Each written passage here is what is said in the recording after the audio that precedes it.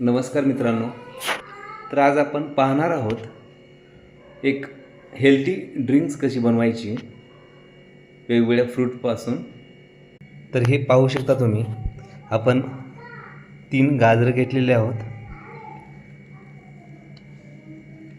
एक बीट, कद्दूची एक फोड आणि 2 कारले घेतलेले आहे, कढीपत्ता आणि 2 आवळे. हे व्यवस्थित कट करून एक ड्रिंक बनवायचं आहे आपल्याला. आणि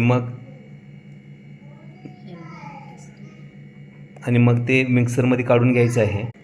हे पाहू शकता, आपण हे मिक्सरमधून काढलेलं आहे ड्रिंक.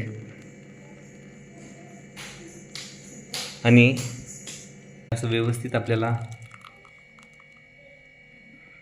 गाळून घ्यायचं आहे, मग ते एन्जॉय